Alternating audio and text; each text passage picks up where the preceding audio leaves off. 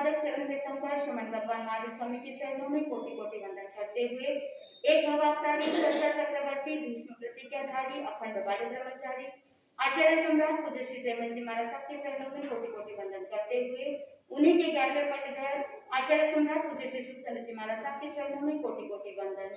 जय गच्छाधिपति व्याख्यान वाचस्पति उग्र विहारी वचन सिद्ध साधक 12वें पट्टधर आचार्य प्रश्री चंद्र जी महाराज साहब घोर तपस्वी उपाध्याय प्रश्री गुणन चंद्र जी महाराज साहब मेरे अनंत आस्था के आयाम मम जीवन उद्धारक परम पूज्य गुरुदेव डॉक्टर श्री पदम चंद्र जी महाराज साहब के चरणों में कोटि कोटि वंदन करते हुए सभी गुरु भगवंतों के चरणों में वंदन कर गुरुदेव की आज्ञा से आत्मबंधु अनंत अनंत ज्ञानी सर्वज्ञ सर्वदर्शी तीर्थंकर प्रभु महावीर स्वामी जिन्होंने संसार के भव्य प्राणियों को जिनवाणी के माध्यम से बोध दिया। हर एक साधक अपनी आत्मा को जिस समय शुद्ध बना लेता है, अशुभ से शुभ की ओर यात्रा प्रारंभ करता है, तभी कर्मों की कालिमा दूर हो जाती है। तीर्थंकर प्रभु महावीर स्वामी संयम अंगीकार करते हैं और संयम अंगीकार करने से पहले तन की शुद्धि, मन की शुद्धि और साथ में कौन सी शुद्धि की? धन की भी शुद्धि की और साथ में जीवन की भी शुद्धि कर ली। इसीलिए ज्ञानी जन कहते हैं कि 4 प्रकार की शुद्धि होती है। स्नान के माध्यम से तन की शुद्धि करना और दान करने से धन की शुद्धि और ध्यान के माध्यम से मन की शुद्धि और संयम के माध्यम से जीवन की शुद्धि। ऐसे 4 प्रकार की शुद्धि बताई जाती है कि जहां पर तन, मन, धन और जीवन, इन चारों की अगर शुद्धि हो जाए तो अपनी आत्मा क्या हो सकती है? परमात्मा बन सकती है। अभिनिष्क्रमण यात्रा के बारे में आपने विवेचन सुना कि किस तरह से बहुत उत्कृष्टता के साथ चतुरंगी सेना के साथ नंदीवर्धन ने हाथी के पौधे पर बैठे बैठे प्रभु महावीर स्वामी की जो चंद्र प्रभा शिविका थी उसके पीछे चलते हुए चतुरंगी सेना, अगल बगल के अंदर 108 घोड़े और सामने 108 हाथी और पैदल सेना, सभी चल रहे हैं साथ में और ऐसी प्रभावना करते हुए कि लाखों लोग खड़े होकर के देख रहे हैं कि प्रभु महावीर स्वामी जो तीर्थंकर बनने वाले हैं, जो धर्म की प्रवर्तना करने वाले हैं, जो ज्ञान दर्शन चारित्र तप का मार्ग बताने वाले हैं, ऐसे प्रभु क्या करने जा रहे हैं? संयम अंगीकार करने जा रहे हैं। और इस ज्ञात खंड उद्यान के अंदर पंचमुष्टि लोच किया, ये सारा प्रसंग आपने सुना। संयम अंगीकार करने के बाद उन्होंने एक अभिग्रह धारण किया कि आज से लगातार 12.5 वर्ष तक मैं अपने शरीर के प्रति कोई भी ममत्व का भाव नहीं रखूंगा और इस दौरान अगर कोई उपसर्ग आ जाए, चाहे देव, मनुष्य या तिर्यंच संबंधी कोई कष्ट आ जाए, कोई उपसर्ग आ जाए, परिश्रम आ जाए, तो मैं उसे सहनशीलता के साथ संभाव पूर्वक सहन करूंगा। ऐसा दृढ़ संकल्प ग्रहण कर लिया प्रभु महावीर स्वामी और जैसे ही संयम अंगीकार किया तो मन पर ज्ञान की भी प्राप्ति हो गई। आत्मबंधु, किसी कवि ने बहुत सुंदर कहा है, संयम जीवन का अभिनंदन है, संयम जीवन का अभिनंदन है, संयम जीवन का चारु चंदन है। संयम जीवन का अभिनंदन है, संयम जीवन का चारु चंदन है। आत्म साधना से है जीवन धन्य, आत्म साधना से है जीवन धन्य। साधक के संकल्प को शत शत वंदन है, प्रभु महावीर स्वामी के संकल्प को शत शत वंदन है। आत्मबंधु, ऐसा दृढ़ संकल्प कि वो जानते थे कि अगले 12.5 वर्ष तक अनेक कष्ट आएंगे, चाहे शारीरिक हो, चाहे मानसिक हो या चाहे संवेदनात्मक हो, हर तरह से कष्ट आने वाले हैं। देवी देवताओं से उपसर्ग आने वाले हैं, तिर्यंच संबंधी कष्ट आने वाले हैं, मनुष्य संबंधी भी कष्ट आने वाले हैं। लेकिन फिर भी उन्होंने मन के अंदर चिंतन किया कि मुझे अपनी आत्मा को परमात्मा दृष्टि की ओर आगे बढ़ाना है, मुझे अपने आप को मुक्त करना है। कर्मों की कारा से मुक्ति प्राप्त करने के लिए मुझे एक कदम उठाना पड़ेगा। कर लिया संकल्प और संकल्प करने के बाद जब दिन का एक मुहूर्त शेष था उस समय रवाना हुए। कहाँ कुंडलपुर और कहाँ ज्ञात खंड उद्यान, जहाँ पर लाखों जन मेदिनी के अंदर वहां पर लोग इकट्ठे हुए हैं। लेकिन प्रभु महावीर स्वामी ने मन के अंदर चिंतन किया, अगर साधना करनी है तो मुझे एकाकी जाना पड़ेगा। अकेले दीक्षा ली और अकेले ही विहार करते हुए प्रस्थान कर जाते, जहाँ पर कोई लोग नहीं, जहाँ पर कोई व्यक्ति नहीं, जहाँ पर कोई साथ देने वाला नहीं। आपको धर्म स्थान में आने के लिए कहते हैं तो आप किसकी अपेक्षा करते हैं? अरे बोल तो दीजिए। आप बोलोगे कि मैं बहुत दूर रहती हूँ और मुझे साथ में आने के लिए कोई साथ नहीं। भगवान महावीर स्वामी अगर ऐसा सोचते कि मैं अकेला दीक्षा ले रहा हूँ और मुझे अकेले ही संयम पथ पर आगे बढ़ना है, साधना का पथ जो है वो खांडे की धार के समान है, तलवार की धार पर चलने जैसा है और लोहे के चने चबाने जैसा है, तो ऐसा सोच करके अगर प्रभु महावीर स्वामी बैठ जाते तो क्या हम धर्म सुन पाते? क्या हम धर्म आराधना कर पाते? क्या हम उस सिद्ध शिला तक पहुंचने के लिए ऐसी उत्कृष्ट साधना कर पाते? नहीं कर पाते। उन्होंने ऐसा कभी नहीं सोचा कि मैं अकेला हूँ, उन्होंने तो उल्टा ये सोचा कि एकाकी रहने से धर्म आराधना तो क्या आत्म साधना उत्कृष्टता के साथ हो जाएगी, मुझे कहीं पर कोई विघ्न डालने वाला नहीं होगा। आत्मबंधुओं, ऐसा चिंतन महावीर स्वामी का, और वो वहां से प्रस्थान कर जाते।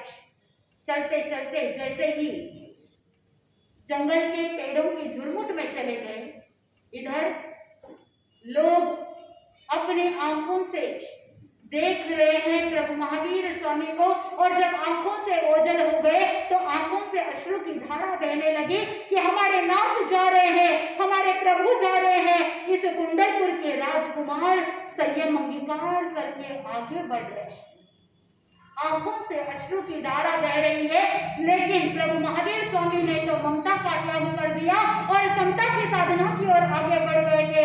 उनको अब किसी से कोई लेना देना नहीं था। आत्मबंधु, कहाँ राजकुमार थे और कहाँ एक भिक्षु बन गए। उन्होंने अपनी आइडेंटिटी को, अपने पहचान को कहीं पर भी यूज नहीं किया। कोई लोग पूछते या बिना पूछे ही वो कभी अपना ऐसा परिचय नहीं देते कि मैं कुंडलपुर राजा सिद्धार्थ का बेटा हूँ, मैं राजकुमार हूँ, ऐसा कभी परिचय नहीं देते। अगर किसी ने पूछ लिया तो ज्यादा से ज्यादा क्या बोल देते कि मैं एक अकिंचन भिक्षु हूँ, कि जहाँ पर मैं कंचन कामिनी का त्यागी हूँ, ममत्व भाव का त्यागी हूँ, भिक्षु हूँ।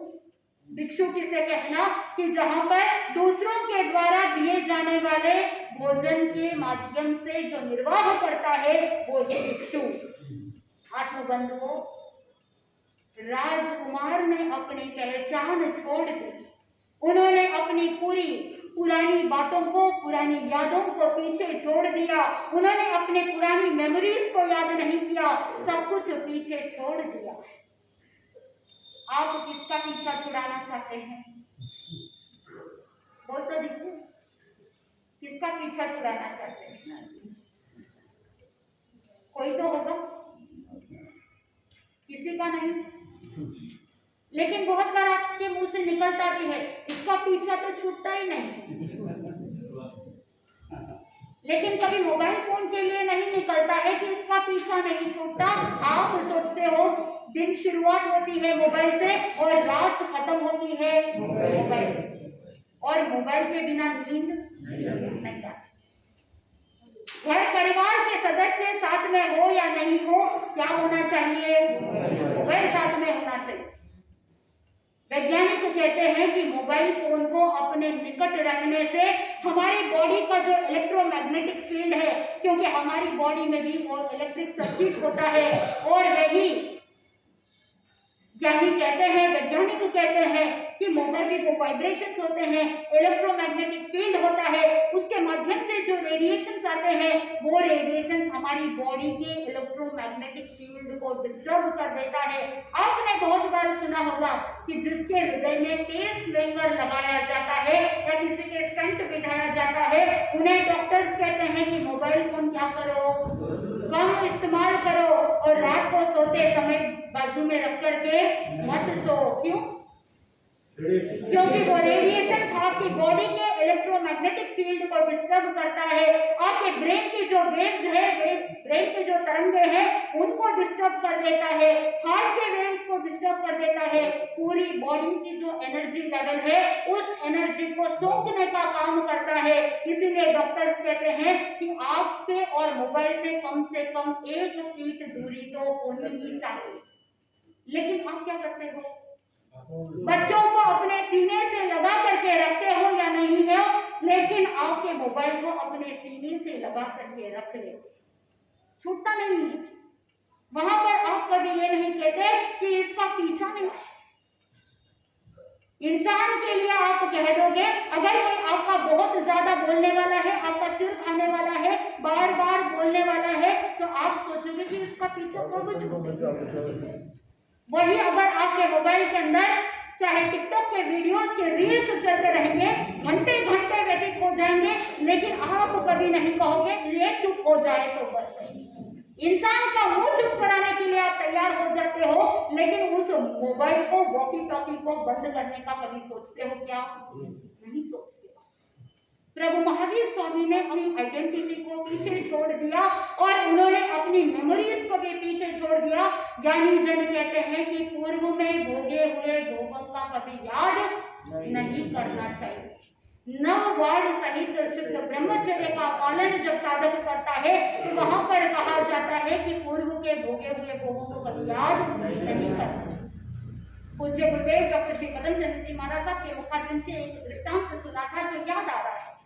गुरुदेव फरमाते हैं कि जैसे एक बुढ़िया, उसका काम था कि जो राह चलते राहगीर होते हैं उनको डेली क्या करना है, छाछ पिलानी है। वो प्रतिदिन बुढ़िया ऐसा ही करती, दिन भर में सैकड़ों हजारों लोगों को छाछ पिला देती। एक बार परदेश से कोई एक नवयुवक आया और उस राहगीर को भी उस बुढ़िया ने क्या पिलाई, छाछ पिलाई। वो वहां से प्रस्थान कर जाता है और वहां लंबे समय तक 12 वर्ष तक प्रदेश के अंदर जाकर के धन कमाया, खूब धन कमा करके वापस लौटता हुआ आता है। और जैसे ही वो लौटता है और वहां पर वो ही बुढ़िया मिल जाती है, उस बुढ़िया ने देखा कि ये युवक जिंदा है, वो आश्चर्यचकित हो जाती है और उस समय वो बुढ़िया के मुंह से निकल जाता है कि तुम अभी तक जीवित हो, तुम जिंदा हो, मैंने सोचा कि तुम मर गए होंगे। उस समय वो युवक चौंक जाता है, युवक सोचने लगता है कि बुढ़िया ऐसा क्यों बोल रही है, पूछा माँ जी ऐसी क्या बात हो गई। तो उस समय वो बुढ़िया अपने 12 वर्ष पहले की घटना को दोहराती है।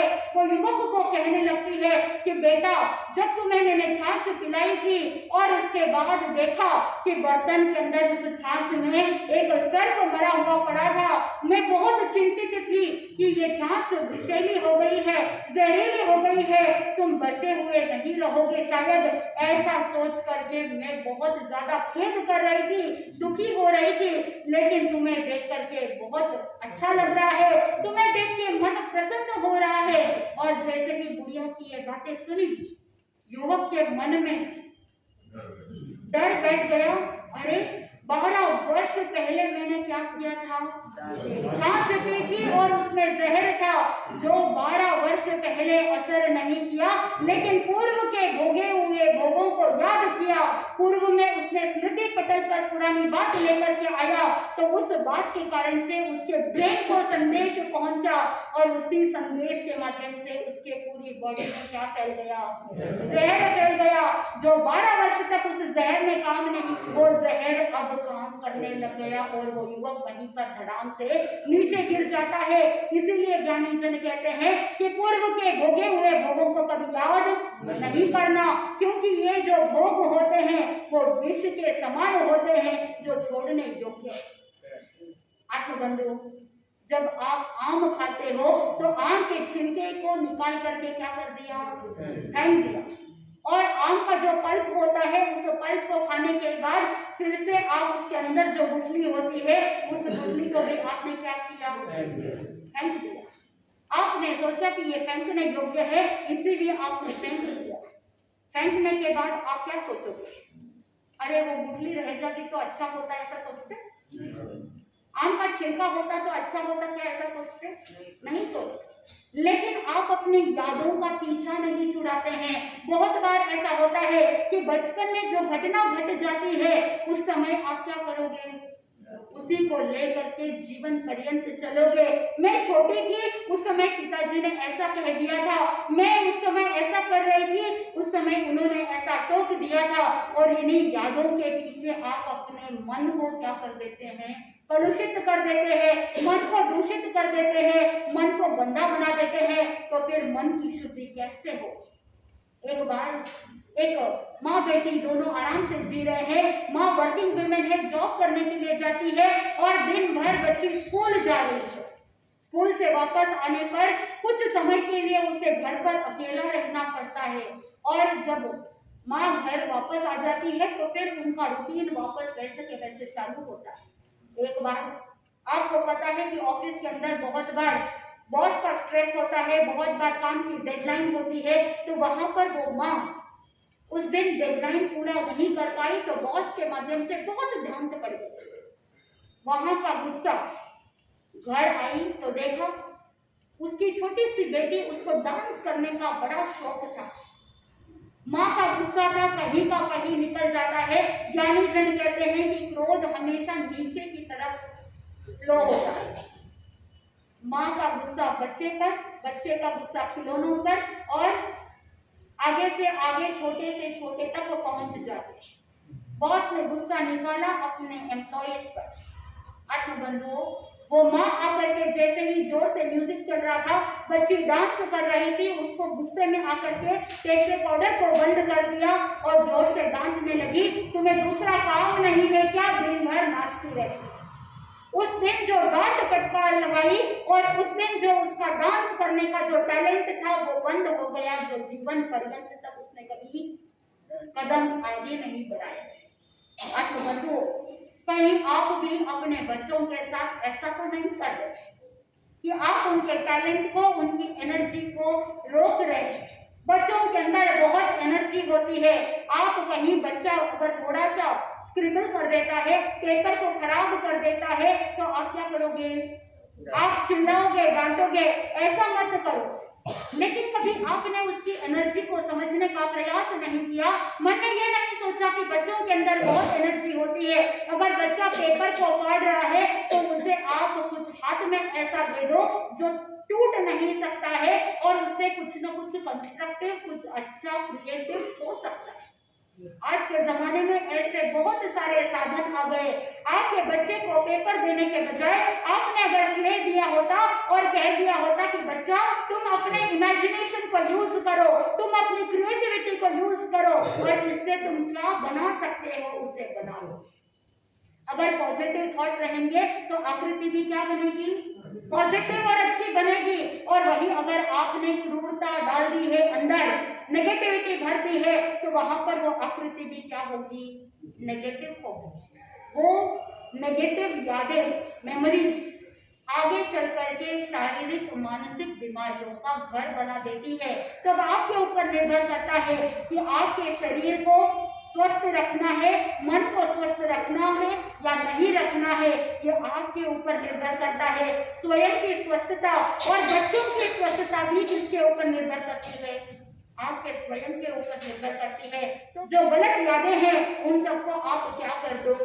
अपने से अलग कर दो। जैसे प्रभु महावीर स्वामी ने अपनी पुरानी बातों को, अपनी पुरानी यादों को और अपनी पुरानी आइडेंटिटी, पहचान को पीछे छोड़ दिया था, वैसे ही आप भी अपनी यादों को क्या कर दो? पीछे छोड़ दो। और जब आप अपनी पुरानी यादों को पीछे छोड़ देंगे, उसके बाद कहीं पर भी कोई दुखी होने का कोई चांस नहीं होता। नहीं तो भूतकाल के बारे में सोच सोच करके व्यक्ति उदासीन हो जाता है, व्यक्ति उदास हो जाता है, व्यक्ति दुखी हो जाता है। प्रभु महावीर स्वामी कहते हैं भूतकाल का प्रतिक्रमण। किसका प्रतिक्रमण? भूतकाल का। भगवान ने यह नहीं कहा कि वर्तमान काल का प्रतिक्रमण, भगवान ने यह नहीं कहा कि भविष्य काल का प्रतिक्रमण, भगवान ने क्या कहा? भूतकाल का प्रतिक्रमण। यानी भूत में, पास्ट में जो भी गलतियां हुई है, पास्ट में जो भी दुख आए हैं, पास्ट में जो भी आपने दर्द सहन किया है, उन सबका क्या कर दो? विसर्जन कर दो। और अगर जैसे नदी के अंदर आप कुछ चीजों का विसर्जन करते हैं और वो वस्तु नदी के बहाव में बह जाता है, ठीक उसी प्रकार आप अपनी यादों को भी क्या कर दो? विसर्जन कर दो, उसे बहा दो और उसके जीवन में कोई स्थान मत दो जो आपको बार बार दुखी करता है। उसका विसर्जन ही आपके जीवन के लिए श्रेयस्कर होता है, क्योंकि ज्ञानी जन कहते हैं कि जो अपने व्यक्तित्व को खोता है वही अपने अस्तित्व को कायम रख सकता है। जैसे एक लहर होती है, लहर ने अपनी व्यक्तित्व को खोया और जाकर के कहाँ मिल जाता है? सागर में जाकर के मिल जाता है। फूल ने अपने देह का त्याग किया, फूल ने अपने देह के त्याग करने के कारण से ही वो आगे चल करके सुगंध का रूप ले लेती है, पूरे वातावरण को महका देती है। ठीक उसी प्रकार ज्ञानी जन कहते हैं कि जैसे गन्ना होता है, ईख होता है, वो अपने आप को पिलवा देता है, अपने अस्तित्व को, अपने व्यक्तित्व को खोया और वो ईख गन्ना अपने आप को पिलवा करके जन जन को क्या देता है? रस देता है और प्यास को शांत कर देता है। ठीक उसी प्रकार जो व्यक्ति अपने व्यक्तित्व को त्याग कर देता है वही अपने आत्मा के अस्तित्व को कायम रख सकता है। प्रभु महावीर स्वामी ने भी क्या त्याग किया? अपने व्यक्तित्व का त्याग किया। उन्होंने ये त्याग किया कि मैं कोई राजकुमार हूँ, भूल गए, छोड़ दिया पीछे। इधर चलते चलते रास्ते के अंदर अचानक से एक ब्राह्मण, बहुत दीन दुखी दरिद्र, लेकिन राजा सिद्धार्थ का एक जमाने में मित्र हुआ करता था, उस ब्राह्मण का नाम था सोम।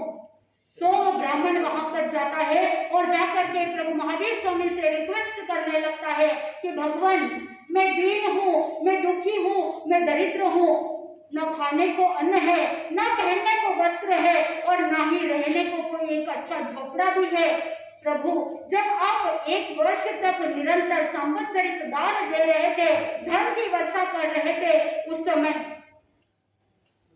मेरे घर परिवार में जो दुखी है, भोजन के लिए लालायित मेरे परिवार को छोड़ करके मैं परदेश गया था, भीख मांगने के लिए, याचना करने के लिए गया था और मुझे पता ही नहीं चला कि आप यहाँ पर क्या कर रहे हैं? धन की वर्षा कर रहे हैं। इसलिए हे भगवान, मैं वहां पर गया, लेकिन हताश होकर के, निराश होकर के मुझे खाली हाथ लौटना पड़ा। और जैसे ही मैं घर लौटा तो उस समय मेरी पत्नी मेरे भाग्य की भर्त्सना करते हुए कहने लगी कि जब यहाँ पर सोने के मेघ उमड़ घुमड़ करके बरस रहे थे, उस समय तुम कहाँ भटक रहे थे?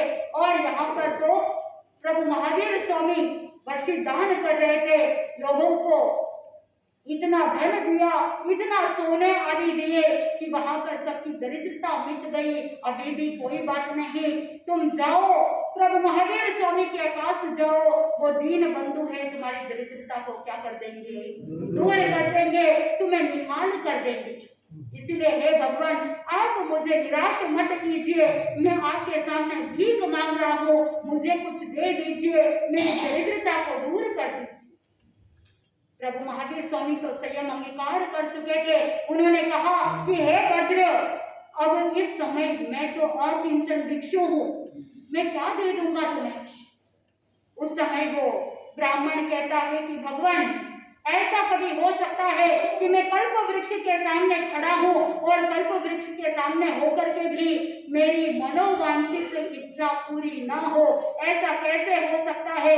वो वहां पर दीन दृष्टि से प्रभु महावीर स्वामी को देखने लगा और उनके चरणारविंदों को पकड़ लिया और आंखों से अश्रुधारा बहने लगी। ऐसी करुण स्थिति बन गई कि वहां पर प्रभु महावीर स्वामी का हृदय भी क्या हो गया, द्रवित हो गया। प्रभु महावीर स्वामी उस ब्राह्मण की अवस्था को देख करके मन में दया की भावना जागृत हुई, इतनी करुणा की भावना जागृत हुई कि प्रभु महावीर स्वामी पूछने लगे कि तुम बताओ मैं क्या करूं जिससे तुम्हारी ये दरिद्रता दूर हो सके, मेरे पास तो कुछ क्या करे। उस समय ब्राह्मण की दृष्टि प्रभु महावीर स्वामी के कंधे पर रहे हुए देवदूष्य पर पड़ी। इंद्र द्वारा प्रदत्त देवदूष्य वस्त्र था और उसी समय प्रभु महावीर स्वामी ने जैसे ही उस ब्राह्मण ने मांग की कि भगवान उस वस्त्र का आधा टुकड़ा ही दे दो, मेरी दरिद्रता को दूर कर दो, उस समय प्रभु महावीर स्वामी उस देवदूष्य वस्त्र का आधा हिस्सा उसे क्या कर देते हैं, दे देते हैं, वस्त्र का दान दे देते हैं। और वहां पर वो ब्राह्मण वहां से वो वस्त्र लेकर के घर लौट गया। आज बंधुओं, प्रभु महावीर स्वामी का विहार चल रहा है और इधर साथ में प्रभु महावीर स्वामी ने जैसे ही ये देवदूष्य वस्त्र आधा हिस्सा दे दिया और वो ब्राह्मण वहां से लौट गया, तो प्रभु महावीर स्वामी वहां से विहार करते हुए कुरमार गांव में पहुंचते हैं। कुरमार गांव के सीमा तक पहुंचे और उन्होंने देखा कि अभी दिन अस्त होने में, सूर्यास्त होने में एक मुहूर्त बाकी है। आत्मबंधु, इधर कहते हैं कि वो ब्राह्मण जैसे ही आधा देवदूष्य वस्त्र लेकर के जाता है, ब्राह्मणी देख करके बड़ी खुश होती है, बहुत संतुष्ट होती है और एक किनारे को व्यवस्थित करने के लिए रफूगर को वो दे देती है। रफू वाले ने देखा कि ये बहुत बड़ा बहुमूल्य वस्त्र है, देख करके चौंक गया, क्योंकि वस्त्र की चमक दमक देख करके वो आश्चर्यचकित हो गया। वो रफूगर ब्राह्मण को कहता है कि ये बहुत ही बहुमूल्य वस्त्र है, लेकिन ये वस्त्र केवल कितना है, आधा है। तुम अगर और आधा हिस्सा लेकर के आओगे तो मैं उसका रफू कर दूंगा और फिर उसका मूल्य होगा 1,00,000 स्वर्ण मुद्रा। अब वो ब्राह्मण सोचे कि मैं प्रभु महावीर स्वामी से वापस जा करके कैसे मांगू, तो वो रफूगर एक आइडिया देता है। वो कहता है कि तुम जाओ और उन मुनि जी के पीछे पीछे भटकते रहो, पीछे पीछे घूमते रहो और जिस समय उनके कंधे के ऊपर से नीचे गिर जाएगा उस समय उसे तुम क्या कर लेना, उठा लेना, क्योंकि वो मुनिराज जो है, प्रभु महावीर जो है, वो निष्प्रह है, यानी गिरी हुई वस्तु को वापस क्या नहीं करेंगे, उठाएंगे नहीं। तो जब वो नहीं उठाएंगे तुम क्या कर लेना, तुम उठा लो। आप क्या करते हो,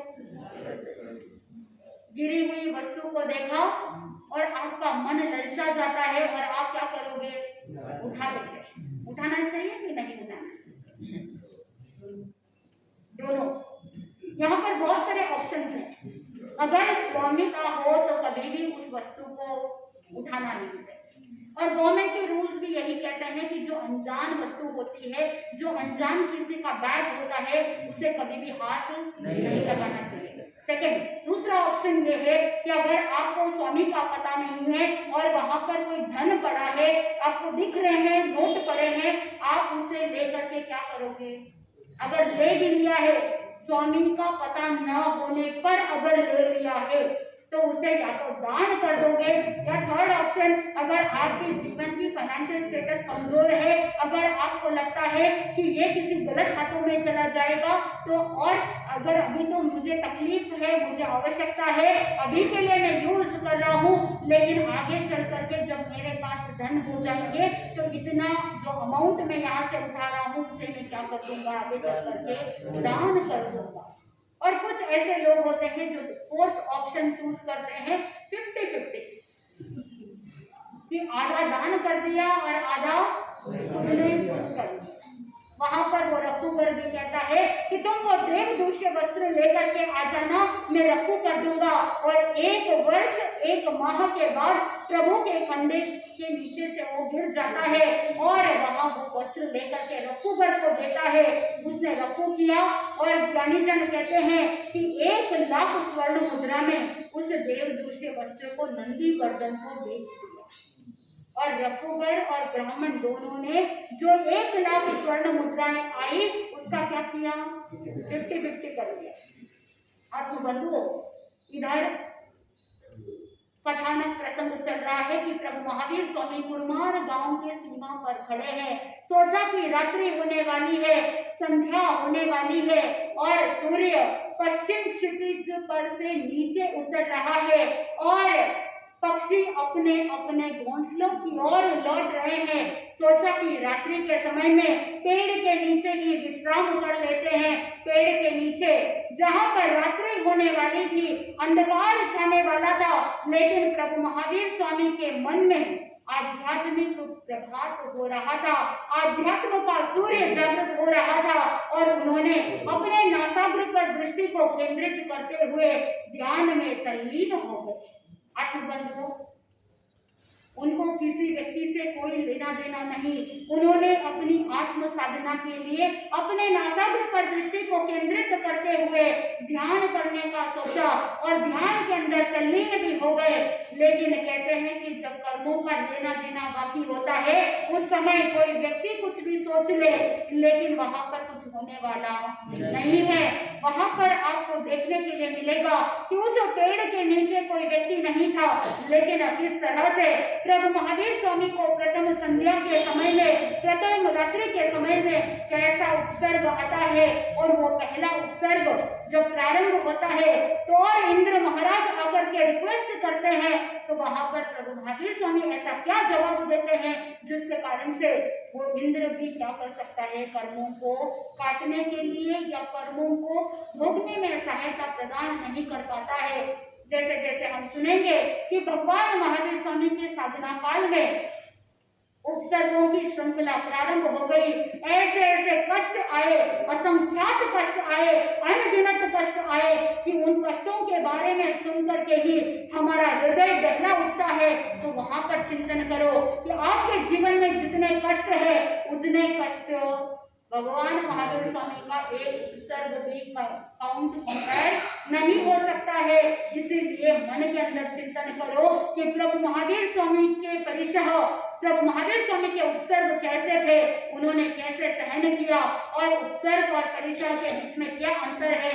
जैसे जैसे आप सुनेंगे, आपके जीवन में जो कष्ट है, उन कष्टों को सामना करने का आपको संबल मिलेगा, आपको वो प्रभु की शक्ति प्राप्त होगी, गुरु भगवतों की कृपा प्राप्त होगी। जैसे जैसे पुण्य बढ़ेगा, आपके जीवन के कष्टों को सहन करने का भी आपको सामर्थ्य आएगा और जैसे जैसे आपका सामर्थ्य बढ़ेगा, आत्मबल बढ़ेगा, वैसे वैसे आप धर्म आराधना करते हुए परम सुख की ओर आगे बढ़ने का लक्ष्य रखेंगे तो आनंद की प्राप्ति होगी। इसी मंगल भावना के साथ आनंद ही आनंद बोले श्री जैन धर्म की जय।